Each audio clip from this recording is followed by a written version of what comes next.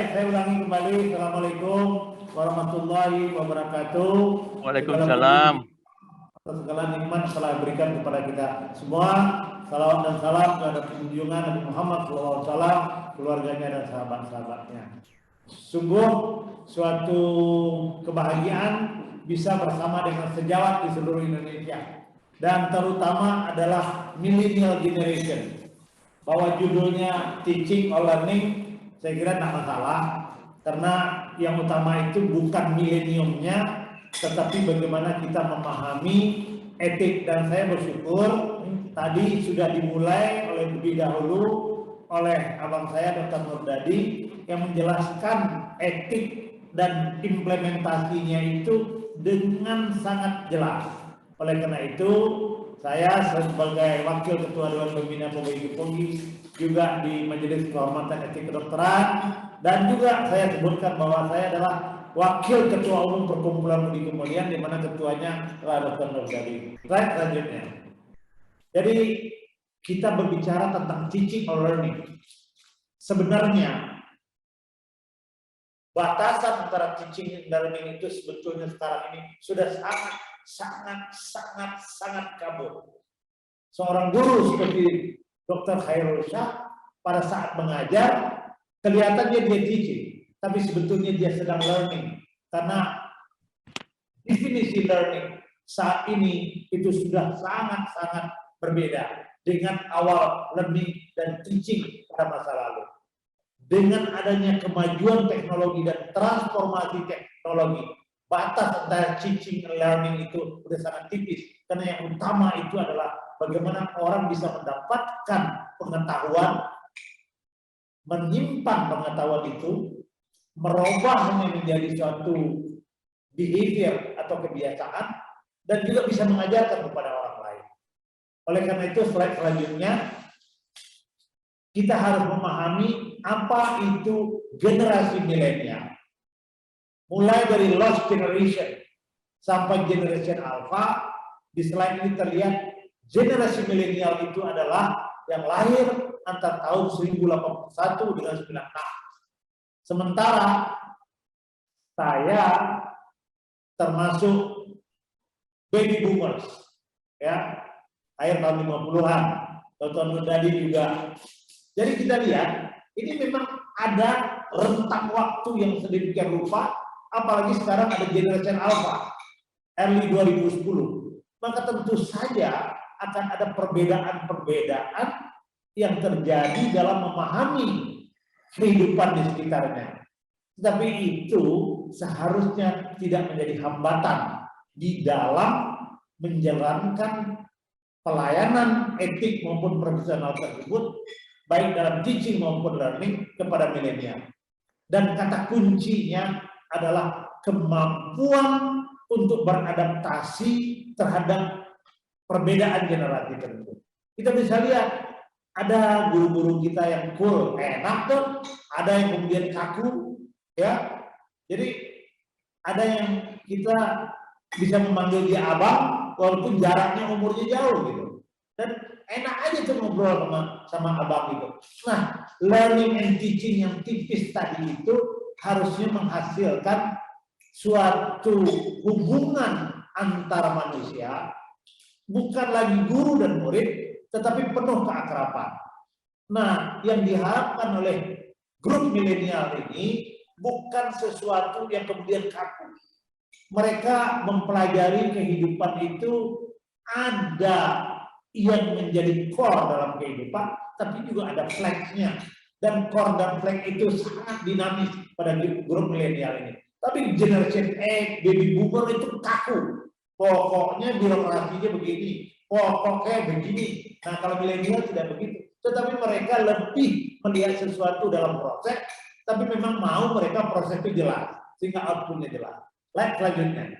Nah, permasalahannya adalah medical ethic kurikulum dan dalam medical school itu memang berbeda. Antara satu sekolah itu berbeda. Kenapa? Transformasi organisasi ini berbeda. Oleh karena itu kita berbicara tentang etik, medical etik atau pembelajaran etik di sekolah-sekolah. apakah itu mahasiswa S1 maupun S2, itu akan berbeda tergantung tempatnya, tergantung siapa pemimpinnya. Tapi itu keliru sebetulnya. Kita harus punya cara dimanapun etik dan kebaikan itu merupakan bagian yang mampu kita sampaikan dengan baik sekarang dan yang akan datang. Lanjut. Oleh karena itu, kalau kita lihat di dalam bagaimana ruang lingkup daripada etik ini di medical school, hanya menurut beberapa orang yang nanti di dalam kepustakannya bisa teman-teman sejawat cari, ada 3 komponen. Pertama adalah knowledge tentang prinsip, value, dan norm. Tapi yang lebih penting lagi adalah bagaimana knowledge tadi diberitahu dan dicontohkan dengan adab atau attitude dan karakter yang benar-benar tetapi dilakukannya dengan empati. Nah, ini berempati terhadap mahasiswa itu agak sulit. Padahal dengan empati pada mahasiswa itulah kemudian terjadi hubungan yang baik antara guru dan murid atau mentor dan mente, dan disitulah timbul sensitivitas terhadap etik tersebut. Jadi saya ingat betul bagaimana guru-guru kita dulu, ada yang kemudian sensitif terhadap etik, ada yang juga yang tidak. Begitu juga dengan abang-abang kita. Waktu sekolah kan ada abang-abang kita yang ngajarin kita, abang-abang kita itu, kakak-kakak kita, mbak-mbak kita. Ada yang sensitif, ada yang tidak. Nah, oleh karena itu, nomor 1 adalah knowledge, dan itu sekarang bisa kita ganti caranya, bisa baca sendiri. Tetapi yang nomor 2, habituation atau menyelenggarakannya jadi kehidupan sehari-hari, itu memang memerlukan karakter, adab, dan kemampuan untuk bisa menyelenggarakan itu dengan empati kepada mahasiswa. Dan itu harus datang mulainya dari yang senior. Nggak bisa dari yang junior, mulai dari senior. Oleh karena itu kita lihat bagaimana bullying itu terjadi di mana-mana, dan itu melawan etik. Padahal kita disuruh buat etik, tetapi kita merasakan dibully di mana-mana. Oleh karena itu nomor 3, action.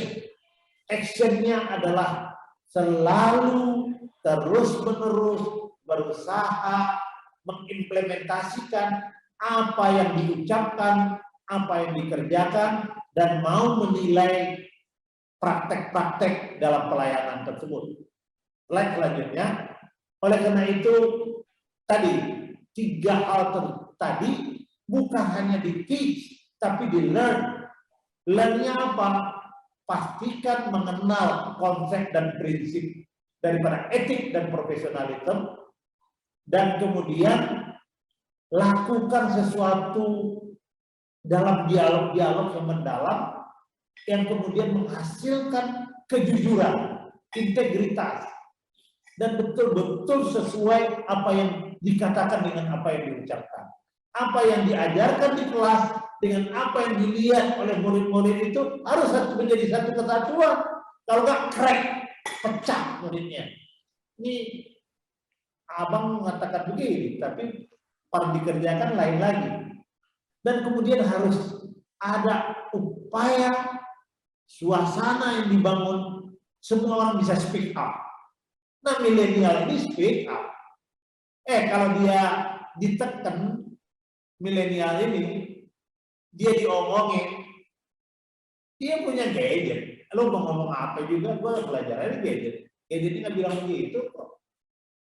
Jadi, oleh karena itu, nomor 1 tadi adalah honesty, integrity. Dan sesuai antara ucapan dengan perbuatan, dan boleh dikritik. Nah itu, boleh didebat. Tetapi tentu ada adabnya. Lebih lagi adalah empati dan kesabaran, respect terhadap pasien maupun respect terhadap keluarga pasien, dan respect juga kepada mahasiswa kita atau dokter muda kita itu. Dokter muda itu akan menjadi dokter tua, dia yang akan menggantikan kita. Jadi mereka itu, teman-teman sejawat yang ikut mendengarkan ini adalah aset masa depan negeri ini. Oleh karena itu harus disupport agar bisa menjalankan etik dan profesional itu dengan sebaik-baiknya, termasuk memberikan kesejahteraan, jaga malam, jangan kemudian asal-asalan saja tempat tidurnya, jangan tidak diberikan makanan. Itu adalah responsibility yang kemudian dilakukan oleh guru-guru kita dahulu. Saya ingat cerita-cerita Prof. Hanifah Pinyo Sastro mau menaruh Dokter Jamal almarhum ke Lampung. Dia datang dulu ke Lampung, tanya sama orang Lampung, bisa sediakan apa buat anak murid saya Jamal ke sana? Oh, dapat rumah, dapat itu. Yang wajar-wajar untuk berlihat. Begitu juga ada Dokter Murdadi ini menempatkan dokter-dokter kita dalam bentuk penempatan dokter spesialis di mana-mana. Yakinkan dulu bahwa dia tidak berlebihan tidak, tetapi bagaimana hal. Nah, ini juga bagian penting. Dan lebih penting lagi adanya reliability, responsibility, dan upaya untuk memastikan terjadinya kompetensi sepanjang perjalanan kehidupan tersebut. Dan lebih penting lagi adalah menjaga kesehatan diri kita sendiri. Luar biasa. Lanjut, kalau kita lihat, ini adalah frameworknya. Saya nggak mungkin menerangkan itu semua. Kita lihat bahwa isu-isu makro, hukum, aturan, pembiayaan kesehatan, kemudian isu-isu berhubungan dengan evidence klinik, tadi yang disampaikan Dr. Murdadi, semua fakta-fakta terus haruslah dilihat oleh mahasiswa, baik mahasiswa S1 maupun S2, merupakan bahagian dari yang tidak terpisahkan dari learning ethic. Apa harapan masyarakat, best interest-nya bagaimana, begitu yang diajar, dan itu menjadi mikroetik. Nah, mikroetik itulah yang menyebabkan adanya pasien otonomi, transparansi, dan communication, dan semua itu menyebabkan hubungan yang baik antar manusia. Nah, Allah yang menyembuhkan, tapi kita berusaha sebaik mungkin dalam berhubungan dengan manusia. Saya tidak terangkan ini lebih dalam, nanti butuh waktu, tetapi intinya bahwa kita harus melihat semua itu adalah sistem. Dan kalau sistem, dokter, pendidikan itu adalah sistem yang dipengaruhi oleh substrat sistem yang lain. Kalau substrat sistemnya mendukung benar, maka di bawahnya benar gitu. Lanjut. Oleh karena itu ada konten, ada isi daripada etik dan profesional itu. Satu adalah profesionalismenya sendiri. Kemudian bagaimana pasien, apa value-nya, dan yang lain-lain, termasuk juga pemahaman tentang beginning of life. Bagaimana kita menghadapi keadaan-keadaan toward end of life. Bagaimana kita melakukan justice terhadap public health. Misalnya contoh yang paling jelas di depan mata kita, medical population. Pada waktu terjadi COVID, maka ada style, ada jenis-jenis kepemimpinan. Ada yang pemimpin mengatakan ini makin lama tidak akan datang ke Indonesia. Tapi kita lihat, dan kemudian itu juga terjadi membentur-benturkan, kemudian membuat penelitian yang dibawa ke DPR. Ini hati-hati, mahasiswa kedokteran S1 maupun S2 harus mempunyai pemahaman. Ini bukanlah sesuatu yang benar di dalam menghadapi public health. Dan ke depan kita lihat akan banyak masalah-masalah mental health. Karena misalnya orang kena COVID sekian lama dan bentuk long term COVID ini juga perlu diperhatikan. Dan ini semua merupakan etik kurikulum yang tentu saja diajarkan di dalam pendidikan, tetapi belajarnya itu bersama-sama. Tidak terasa sebetulnya kalau ada kasus kita pelajari. Lanjut. Oleh karena itu penting sekali mengenal apa yang menjadi tantangan dari pembelajaran etik dan profesional itu. Pertama ada hidden kurikulum. Nah ini nih, ada bagian-bagian hitam dari kurikulum itu. Ya itu kan omongannya, itu kan di buku, tapi kita akan mengerjakan yang lain. Nah, kemudian ya itu di sana. Kalau malam hari tidak bisa, pagi boleh. Kalau ada bos-bos, tidak ada bos kita caranya begini gitu. Ya, itu terjadi di mana-mana. Ya, jadi tiga hal ini hidden curriculum, beda teori dengan praktek, dan shaping karakter. Nah, shaping itu Lanjut. Oleh karena itu, kita perlu sederhana sekali, perlu right role model. Jadi perlu contoh yang benar. Dan contoh itu terus-menerus melakukannya. Bukan kalau lagi jaga sama anak perempuan yang cakep, nah kita kasih contoh itu. Tapi kalau sama anak laki-laki, tidak ada, nah bisa itu. Karena ada juga yang begitu modelnya, ya kan? Kemudian, yang penting adalah melakukan approach yang praktis-praktis. Dan yang terakhir yang dikatakan Dr. Nurdadi itu profesionalisme, profesional kita. Ada aturannya, ada disiplinnya. Apa yang kita katakan, kita kerjakan.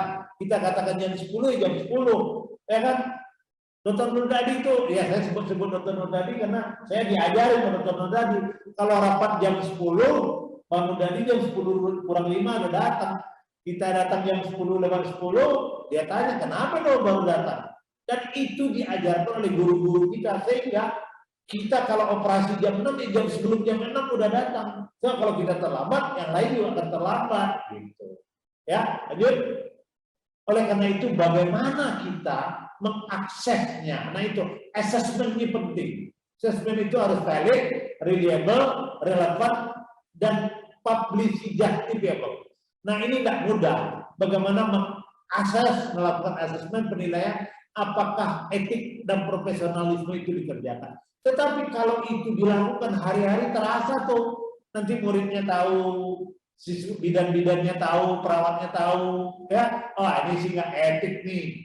Kenapa? Karena tak perlu diakses pun sudah menjadi bagian dari keseharian. Gitu.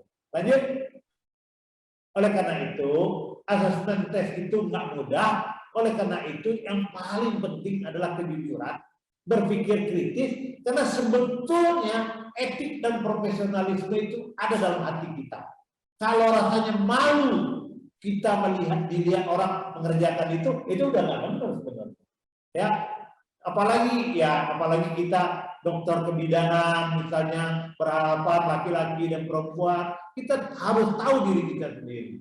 Jangan sampai kita melakukan sesuatu yang orang lain nggak tahu, tapi kita tahu, dan kita akan mempertanggungjawabkan itu. Itulah bedanya etik tadi itu dengan yang lain-lain. Lanjut.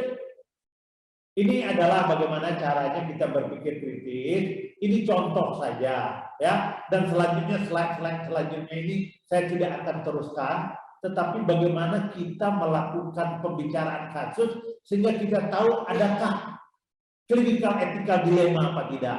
Jadi dimulai dengan membuka kasusnya, kapan kejadiannya, siapa yang terlibat, bagaimana pengambilan keputusan klinik itu, kenapa keputusan kliniknya tertunda, kenapa ini itu segala macam, dibuka secara terbuka, dicari datanya, dan kemudian kita lihat, oh ternyata memang pada kasus ini ada profesionalisme, disiplin yang dilanggar. Ada etik yang dilanggar. Orang sudah harusnya diintubasi, nggak diintubasi. Orang harusnya diberikan ini, tidak diberikan karena dia tidak punya uang atau tidak punya ini segala macam. Nah, ini tidak akan kita bahas satu persatu, tapi critical ethical dilemma itu terjadi di mana-mana. Dan bagaimana jawaban menyelesaikan? Buka di atas meja, terbuka membahasnya, dan jangan ada yang melindungi institusi.